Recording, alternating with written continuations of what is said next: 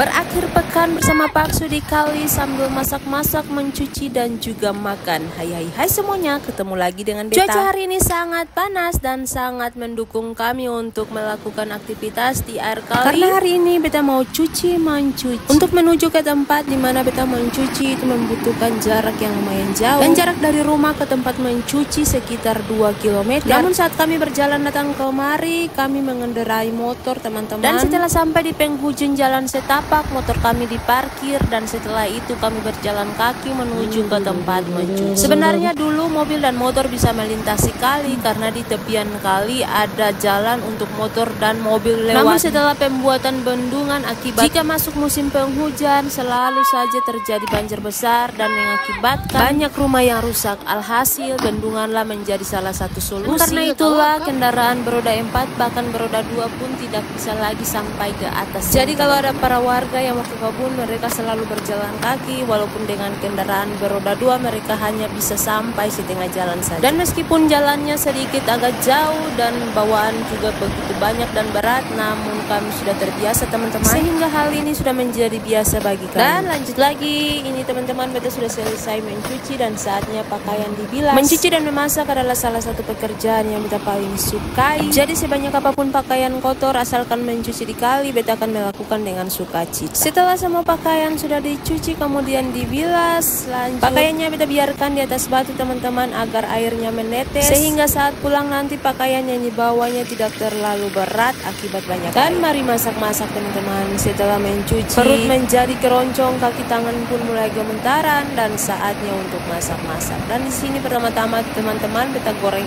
ikan dulu. Sementara ikannya ditungku, Beta mau bersihkan sayur dan juga beberapa potong tahu. Dan semua bahan yang Beta masak hari ini semuanya dibawa dari rumah ya teman-teman. Beda lagi kalau kita berada di kebun, pasti hanya beberapa saja yang dibawa dari rumah dan sisanya diambil dari kebun untuk dimasak. Setelah bersihkan sayur dan potong tahu juga sayuran, di sini ikannya sudah masak, saatnya diangkat. Kemudian Beta persiapkan perbumbuan untuk tumisan sayur nanti. Namun sebelumnya Beta goreng tahu dulu teman-teman.